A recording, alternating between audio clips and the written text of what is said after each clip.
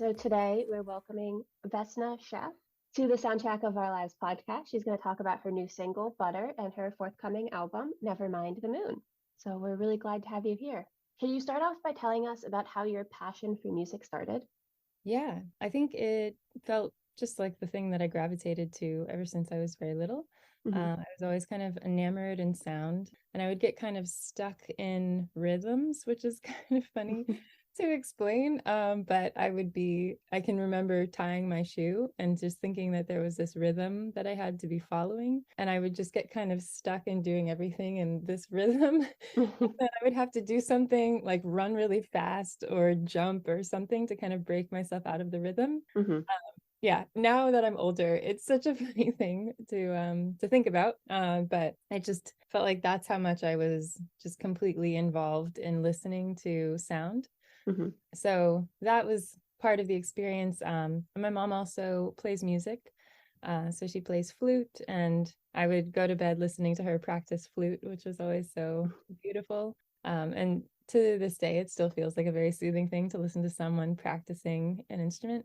And she also got me this tape by Ladysmith Black Mambazo, which is a cappella group from South Africa. And they had this tape called Gift of the Tortoise, Tales from South Africa. And it was about, well, it told these tales, but using their voices to create the soundscape for these stories. So it was just an incredible, immersive listening experience. And I would just put it on and sit in my room and just listen to that to that music. And I think one thing that I noticed about that was it was different than kids' music, generally Hmm. speaking, that I'd heard before. A lot of kids' music can be very kind of watered down versions of music, which I don't really understand because kids can be engaged with sound, Yeah. just as much. And so I'm so grateful for that tape and my mom getting that for me because it just opened my world, as a young kid to the incredible arrangement of sounds that are possible, especially with the voice, Hmm. which is what I end up kind of navigating or gravitating towards whenever I listen to music. I really think about the voice or whatever sounds like the voice of the track. So even if it's a woodwind instrument, a trumpet or a saxophone or something, it feels Hmm. like there is aliveness in that playing, and piano too. But whatever instrument sounds like it's singing, I feel like that's the one that I gravitate towards. That's really cool. So I know that you also recently got your MFA in painting. So Mhm. how does that influence your music? Or I mean, I guess how do they influence each other? Yeah. It was interesting because I started painting as a way to make flyers for gigs. So I began with, it was a very practical use of, art making. I began with that. And then through playing a gig, I was introduced to a school that was looking for an art teacher. My band and I played their fundraiser. And so they happened to be looking for an art teacher. I also happened to be getting my teaching credential at the time, because I love education and I love teaching. So then I started teaching art. And that is how I began doing visual art, was Hmm. through a lens of trying to do it for myself, and then also through becoming an art teacher.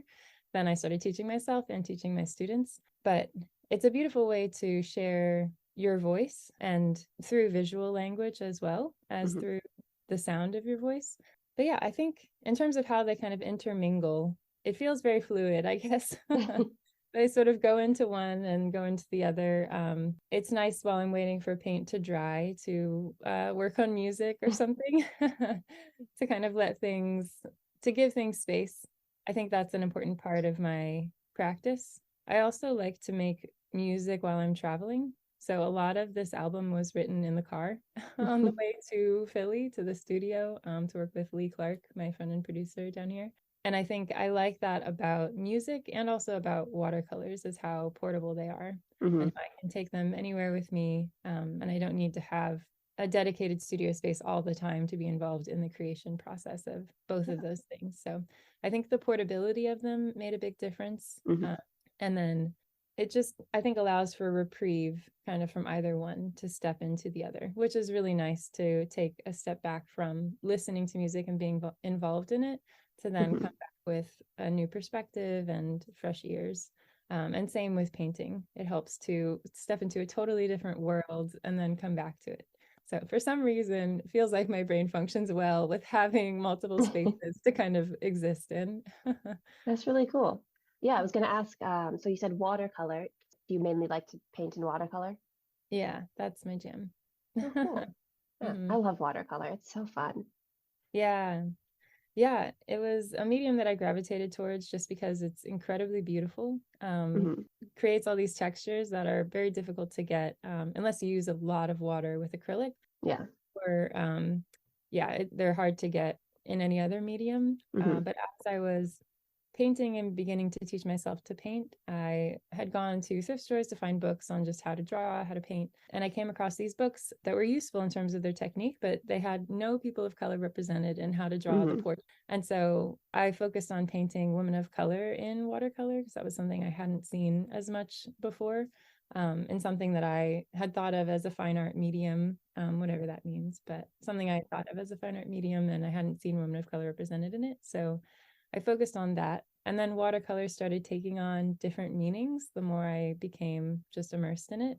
Hmm. Uh, so I started thinking about how people will talk about watercolor in similar ways that they talk about kind of controlling Black living. Hmm. So that there's this idea that there is this urgency to kind of control watercolor, and that it can just do its own thing, that it is very difficult to work with. I feel like a lot of those were similarities in terms of how I've heard people talk about Black hair and just Black living. So that kind of solidified my connection to watercolor and to painting people of color in watercolor even more. Just Hmm. that I feel like watercolor is always trying to express its fullest liberation, and it is really just the confines around it that make it seem like it's doing anything but that. Yeah. Uh, yeah, so that's how I've come to really just think about watercolor. And I also found out that the binding medium for watercolor, which is there's acrylic medium that helps acrylic kind of bind to the page Yeah. or canvas. And then for watercolor, it's gum arabic. Yep. And that also comes from West Africa, where I have family ancestry. So that was a really cool connection point also to know that the binding medium for this material that I love and have become so engaged with is from a place where I have ancestry. Yeah, that's a really cool connection. Yeah, I studied studio art in college, and so I took a course on watercolors. And so Mm, I also found it very interesting because people don't really talk about the history of, the binding mediums and where they come from, but they're so yeah. integral to the art itself. Oh, totally. Yeah, it's so true. I just happened to find it in this book that was about the botanical legacy. It's called The Botanical Legacy of the Atlantic World. And the title of the book is In the Shadow of Slavery, Botanical Legacy in the Atlantic World, I think is the name of the full Okay. title. But yeah, that's how I found out about gum arabic being from West Africa. And it wasn't even relation. I mean, I think they mentioned that paints are used, but there's a number of other things Mhm. that book talks about, which have also shown up in my work in other ways. But yeah, just so interesting to learn about the history and how these mediums and materials come to be. Yeah, definitely. So you mentioned that you collaborated with Lee Clark. Can you talk a little bit about how that influenced your creative process and the final sound of your music? Yeah, Lee and I have a really special connection and collaboration process.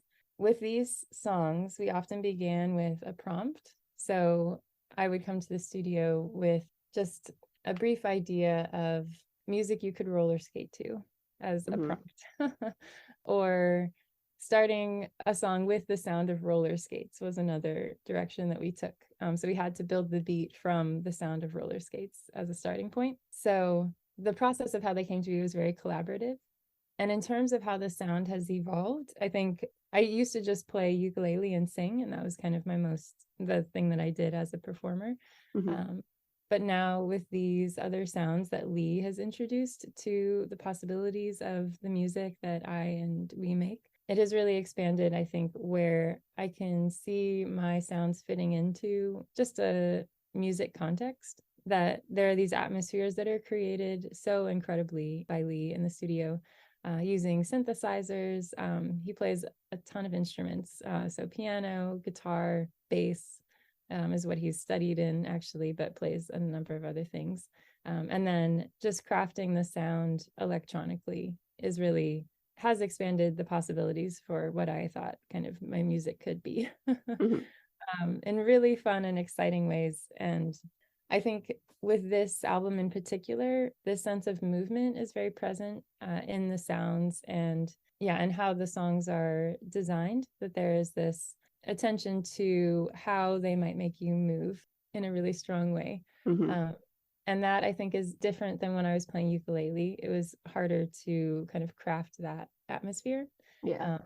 The sustain of a ukulele is also so short. It just, falls off right away Yeah. because the box, the resonator is so small. So just like going into the world of electronic sounds, you can really create such a sustain that allows the energy to build on itself. Mm-hmm. In a different way. Yeah. So you mentioned coming at it with these prompts. So did you go in with nothing written and you had a prompt and you kind of just went from there, or how did that work? Yeah, so nothing was written for most of them. Some Okay. of them a little bit. Yeah, I would come with a voice memo of an idea of something, or just kind of a vague idea. But it really came from creating sounds together in the studio.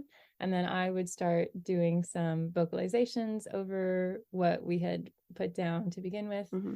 And then Lee would pick up an instrument and start playing that vocalization on an instrument. And then I would go in a different direction with something that I was doing, and start coming up with lyrics or some kind of melody that was beginning to feel either like a hook or like a verse. And then Lee would start adding other things. So it's very much kind of being in flow state with somebody Mm-hmm. else, which is a super special experience. Yeah. Yeah. How long did it take you to create a song in that style? So I think the first sessions for each of the songs were maybe a few hours. Oh, We wow. ended up making 3 sort of initial song ideas in one day, I remember, and just vastly different. And I think all 3 will be on the album, Okay. all 3 that we made in that one day. But yeah, the process is very fluid. It is very fun and playful, Mm-hmm. and just open to possibility, which is something that I love about working with Lee. But Mm-hmm. yeah, just very open and excited for the possibilities of what could happen with the sound and where things might go, which is very exciting. I love So, talking about this. I feel like I could just keep going. yeah. So who came in with the prompts? It was usually me who came in with the prompts. Yeah. The album began with an idea that I had, which I can talk about now, or I can wait if there's another moment. You can talk about it now. Yeah. Okay, cool. I'm also just locating a 3-pronged plug because I'm in an older house. And I'm Don't not worry, I get sure. it. We can Okay. take a moment for you to find it if you need to pause on talking. You can Okay. locate All it right, and cool. then, I'm gonna locate this and then I'm gonna tell the story. yeah. So the album came from a few different places, the idea for this album.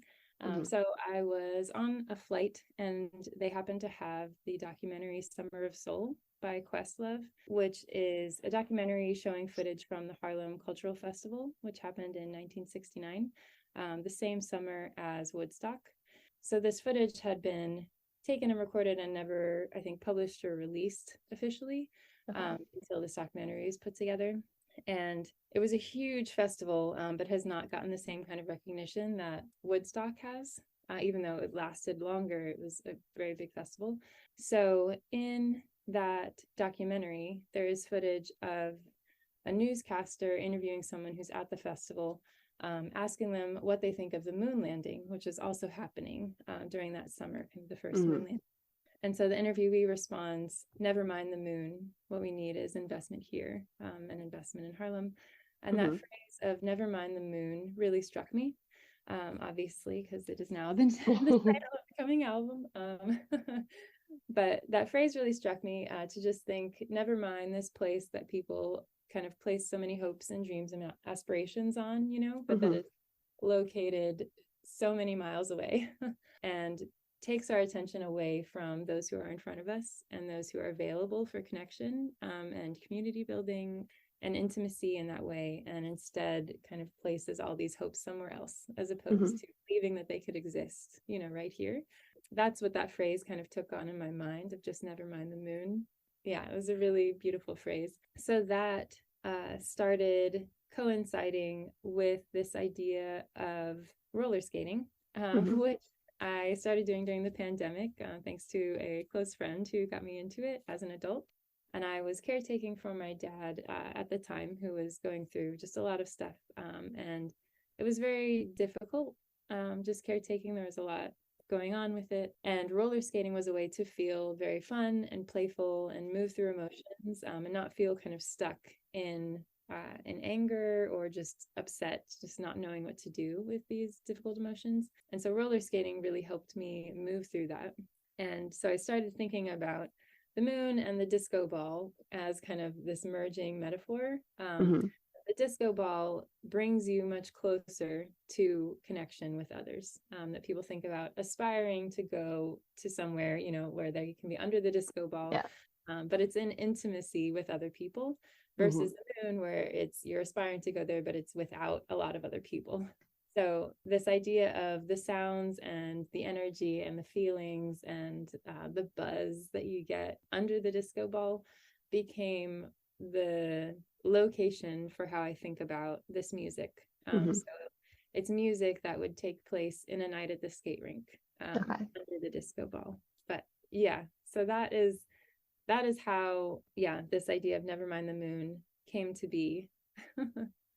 And That's really cool. that was part of the prompt. I forget how we Okay. got there exactly, but Yeah, I was asking about the prompts and where yes. you got those ideas from.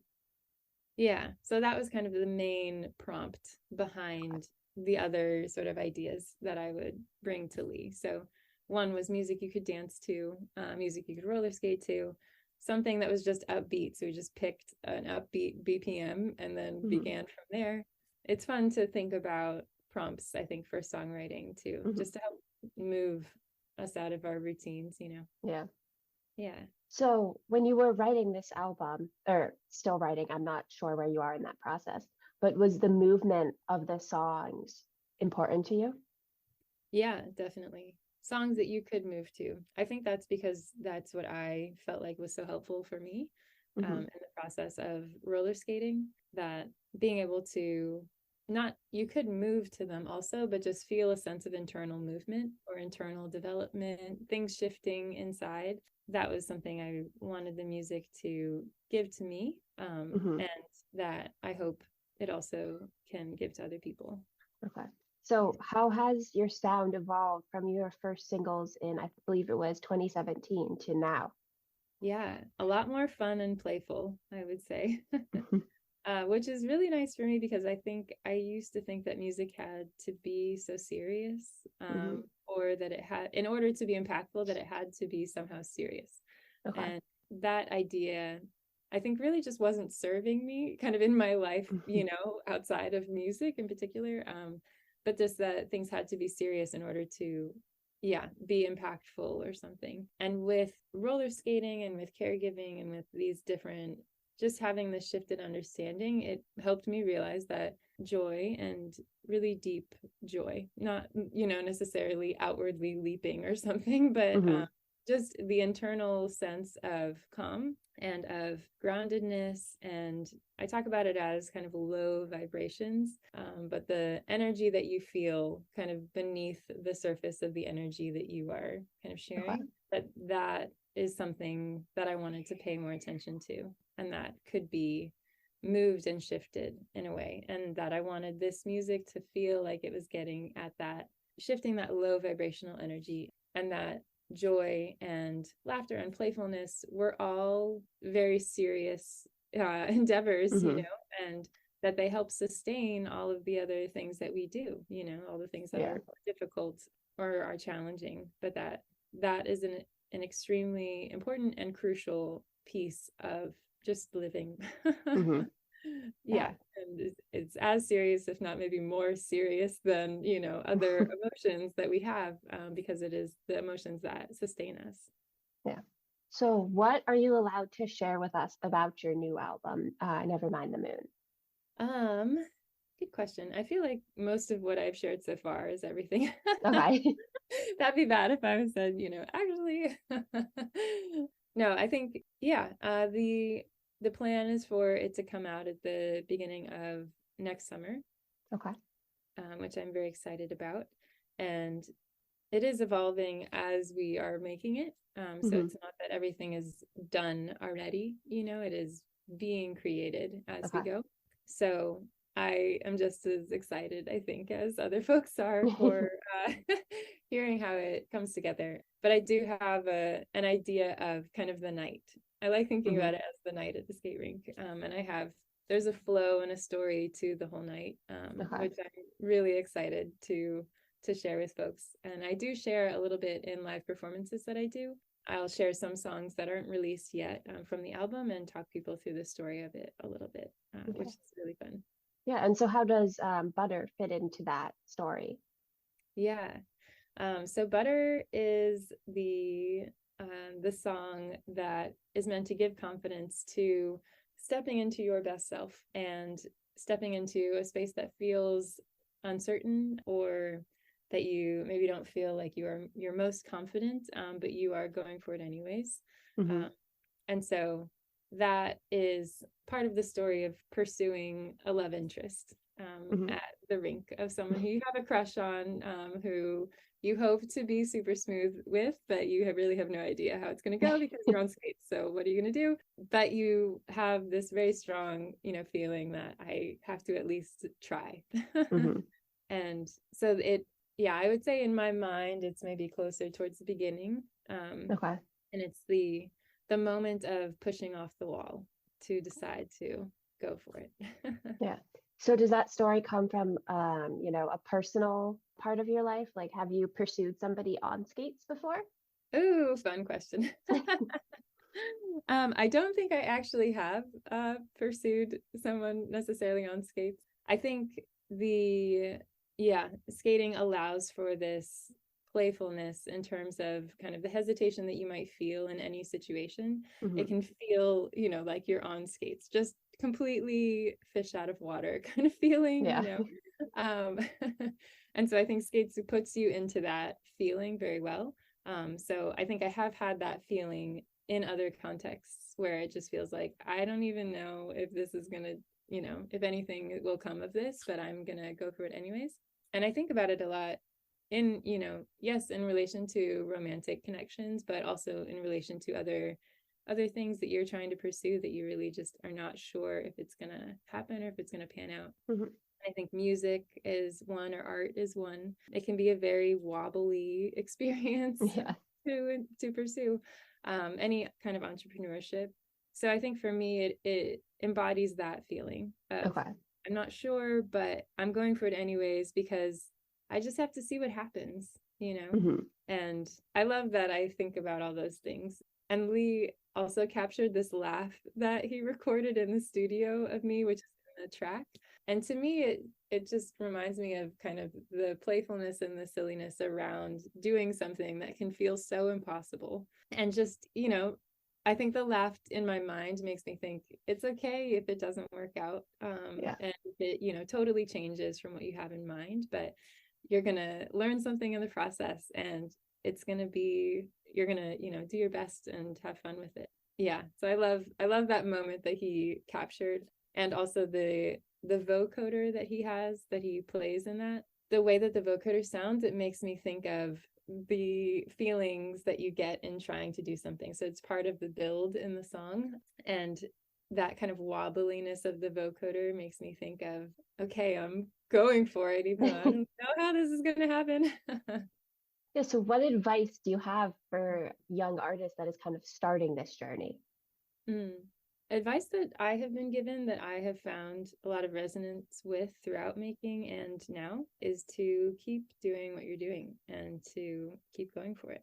I think I didn't have as much context for it as I do now, and I think I'll only gain more context for it as I continue. But there are so many things that can kind of push against pursuing artistic endeavors. And I think it's incredibly important to have a place where you can share your voice and to share your ideas and your thoughts, and to play. A low stakes place to play is also an incredibly beautiful thing, and not something to shrug off as having, and I think that's another thing that's beautiful about art, is it allows you to imagine worlds that you maybe aren't in yet, or don't exist yet. And to really feel what they will feel like, and to bring other people into that experience of what they will feel like.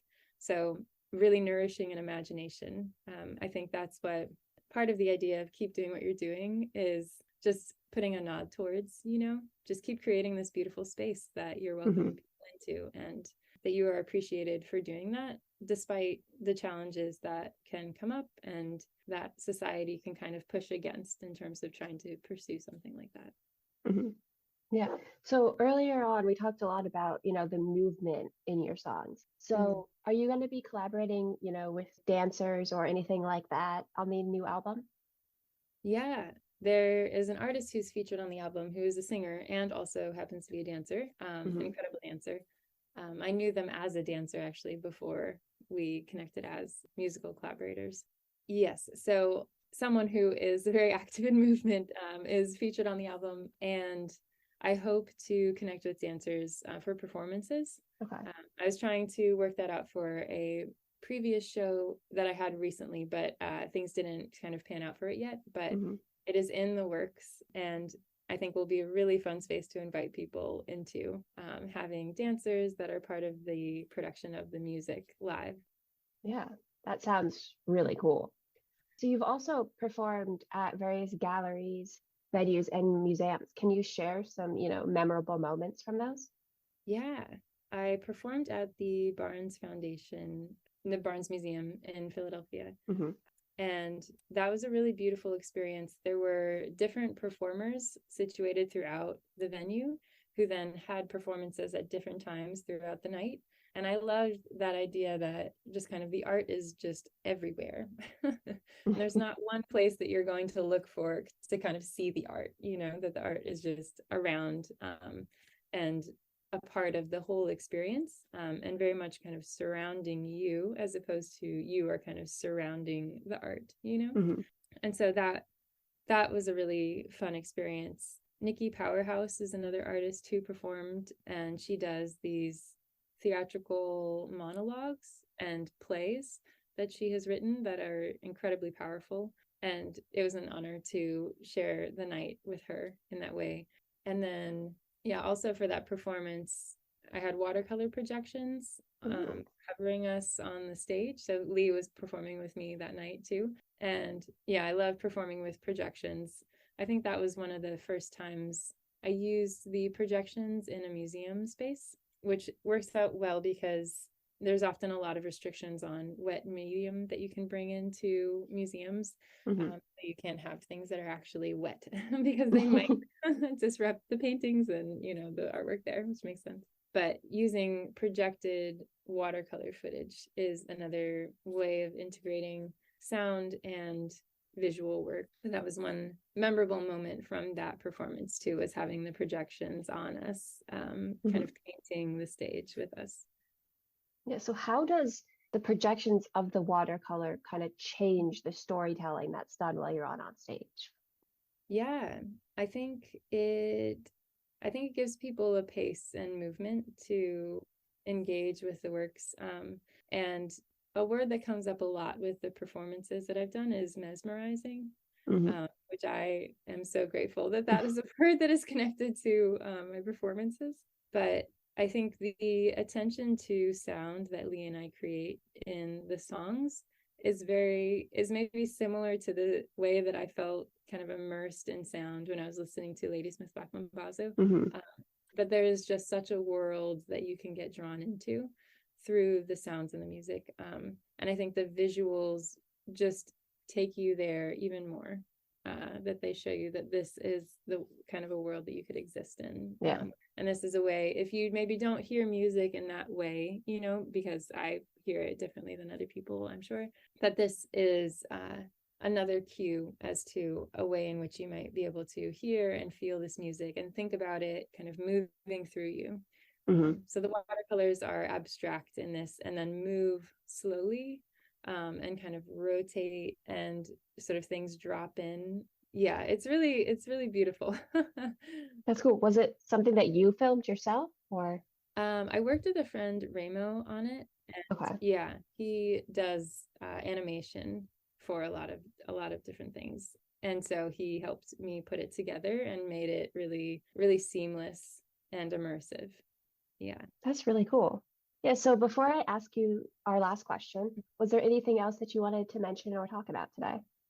I really want to thank you for this conversation. This has been Oh, so yeah. wonderful. Yeah. I love it. Well, thank you for taking the time. Oh, yeah, absolutely. Thank you for your patience navigating Yeah. this early morning. You're doing much better Yeah. than me. But yeah, really just a pleasure. Yeah, so the last question is, what is the soundtrack of your life? Whoa, I guess I should have seen that coming. I do feel like this album is kind of the soundtrack of my life right now. Uh-huh. Yeah, it evolved from, kind of the necessity of me needing to hear this music as a soundtrack for moving things internally for me and navigating the emotions of caregiving. So it has become such a joy to exist in, which I can also give another answer if that is No, that's a beautiful answer. okay. All right, beautiful. Yeah. Then Yeah. mhm. It's always interesting to see how people respond to that question. Mm, Usually people ask, first of all, how to interpret the question. Am I asking about specifically music or like sounds? mm. It's open to interpretation because I think it's just more interesting to see what people come up with. Yeah. Yeah, it's a beautiful question. It could go so many different directions. Yeah. But yeah, wonderful. Love it. Yeah. So for any of our fans that want to stay up to date on you and your music, where can they find you? I have a website, vessnascheff.com. So my name, VESSNASCHEFF.com. I also have Instagram, which I will share things through, and kind of behind the scenes moments are often found on Instagram. And I also have a mailing list, which I really love. I've had it since I was 18, back when I was playing music in San Francisco, when it was just me and the ukulele, before I ever did visual art. So it has grown and evolved with me over time. And it's been beautiful to connect with people through that. It's a much more intimate way of relating. I can just share a lot more in that context than I can in the other spaces. So yeah, my email list can be joined through my website. There's a link to subscribe. But yeah, I love sharing. I shared this new collection paired with the release of Butter, of visual works and watercolors on canvas with that. So Cool. it's a nice way to share kind of the larger story. Yeah, that's awesome. Thanks. Yeah, so thank you so much for taking the time to meet with me today. Yeah, my pleasure. This was wonderful. Well, have a nice rest of your day. Thanks, you too. Bye. Bye. Listeners, go check it out and make sure to subscribe and follow us on Instagram, Twitter, and TikTok at STO Lives Podcast. Thanks for joining us.